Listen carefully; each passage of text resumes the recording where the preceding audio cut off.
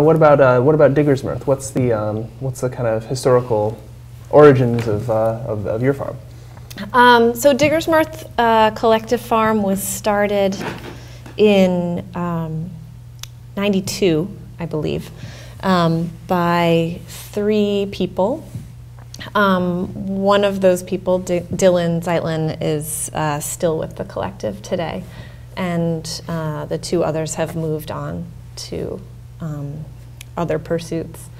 But they were committed to starting a business that was a collective, and really kind of a business model in which work was kind of the central, value. And it's really, for many years, legally, Diggers was kind of a default partnership, like legally. Mm-hmm. But the collective model, it really refers to sort of how we work internally. So the way that it works is that a member, upon joining the collective, buys in. We pay $1,500 to be an owner. Mm-hmm. And then from that point, there's really no hierarchy within the collective. And all the owners kind of decide on a consensus basis, or a rough consensus basis, how the farm will work and what will grow, who will sell to. Mm-hmm. And we each decide for ourselves how many hours we want to work, and based on that, what we're going to grow, and that really kind of determines the crop plan and basically our work plan for the year. Mm-hmm. And a few years ago, maybe actually more like 5 years ago, we incorporated, and just as a way basically to formalize the business and kind of take any sort of risk off of the individuals involved in the partnership. Mm-hmm. And kind of preserve the collective for future members. And over the years, there have been 12 members total. Mm-hmm. At any time, there's been 3 to 5 or 6 members at any time. But and people have kind of cycled in or out. And currently, we're 5 owners, and we do have employees, but that we will hire to help us do the labor. But in general, we try to keep the workload to what we can do mostly ourselves. Mm-hmm. Yeah. So like a lot of, I know, worker-owned businesses have this sort of balance between the people who can be committed enough to the organization to be a member owner, and then kind of having additional labor.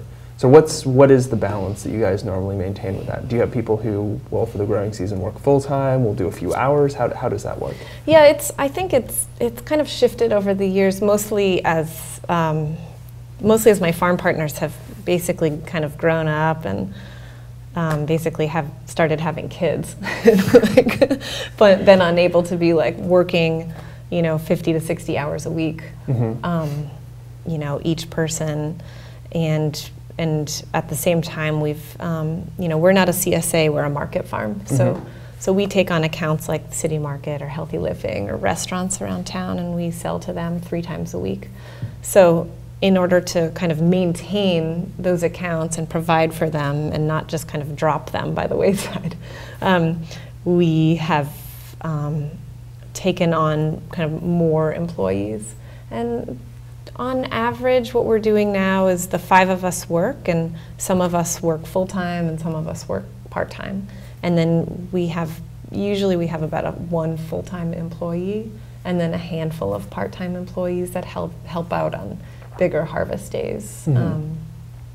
Just because the way that the harvest works is, we can't necessarily just sort of spread it all out evenly across, 5 to 7 days. Right. So there are some days that just end up being heavier than others, and so we take on other people in that way. And is that sort of a role that then kind of is something that you reach into when you have turnover within the collective, that people who have been employees you have experience with become sort of the next? Is that how people sort of enter the collective, or? Yeah, it actually hasn't changed that much since I joined 10 years ago. I joined 10 years ago as a fourth collective member, and then we had somebody working for us for about 3 years. And it was the kind of thing where she was consistent enough where we were sort of like, hey, she should be a collective member, and that's how it happened with the fifth collective member. And we actually just recently we've had an employee, and we actually kind of came to that moment where we decided that she should be invited to be a collective member, and had a conversation with her, and she actually declined membership. It's a little complicated because she doesn't speak English fluently, so she kind of declined on the basis that it would be sort of too complicated. But because she is such an important worker, we actually cost share with her. So she makes the same wage that we all make, but she decided not to be involved in the decision-making piece of it. So, but yeah, it kind of evolves that if we're hiring somebody full-time, it sort of makes sense for that person to be a collective member. Okay. But it's, honestly, it hasn't really been, it hasn't kind of worked in the way that we don't have like a rule of like when we get a new collective member. It's kind of fluid and depends on the circumstances. Because honestly, it's really important that the kind of personal dynamics are just so in order to have the collective work in a good way. We all kind of have to work well together, and so it's kind of a little bit of a dance of like deciding that that's going to be something that